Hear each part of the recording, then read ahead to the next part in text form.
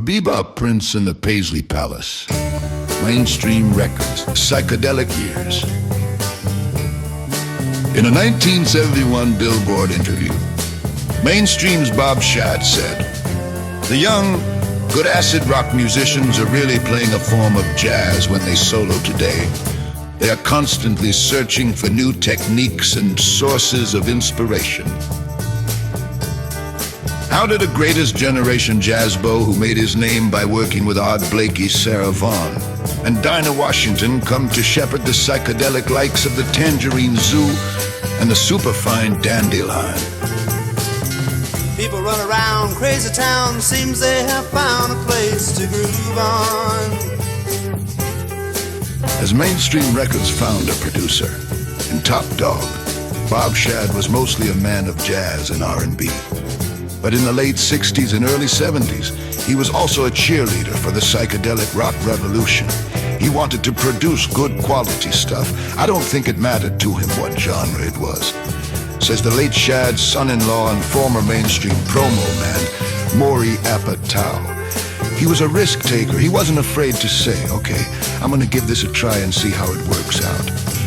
That blend of moxie and musical passion helped Shad build a career. In the 40s and 50s. He worked for Savoy, Decca, and Mercury Records and founded the Sittin' In with an Embassy label. Shad produced a jaw-dropping list of blues, R&B and jazz giants Lightnin' Hopkins, Art Blakey, the Clifford Brown Max Roach Group, Sarah Vaughan, Cannonball Adderley, Dinah Washington, and Big Bill Broonzy are just a few of the legends he worked with. Just about time there while someone comes along and says to move on.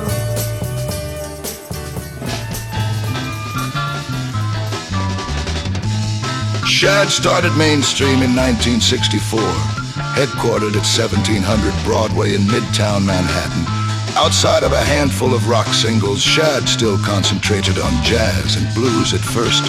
But by the time Psych began to blossom, he was savvy enough to suss out that these long-haired kids with the fuzz boxes and funny band names might be onto something. He was always open-minded, says current Mainstream head Mia Apatow. He would record anything. He did a whole album with a guy on an oud. He loved music, so it really wasn't about what kind of music. But at that moment in his life, he wanted to try to do what was popular. He felt that what was popular was coming from what his roots were. Blues, R&B, soul, it all evolved into rock and pop. Shad hit the ground running in the summer of 1966. He made a talent scouting trip to San Francisco and came upon a treasure. A young band mixing blues and psychedelic rock under the unwieldy moniker Big Brother and the Holding Company, with a fiery singer named Janis Joplin. Before the year was out, Shad had signed them to Mainstream and recorded enough material for their self-titled 1967 debut LP. Columbia mogul Clive Davis, who would perpetually be miscredited as the man who discovered Janis, soon bought out Big Brother's contract from Shad for a pretty penny. Whether or not Shad mourned the loss, he had funding to follow the Paisley path further along. Throughout 1967, Mainstream released albums by Superfine, Dandelion, the Jelly Bean Bandits, the Amboy Dukes, and the Tiffany Shade. Because I'm trapped to another world.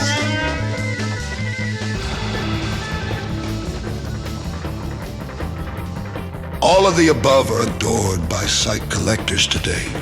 But none of those records made much commercial headway. However, the Amboy Dukes, led by a young force of nature named Ted Nugent, were soon to deliver a lightning bolt called Journey to the Center of the Mind.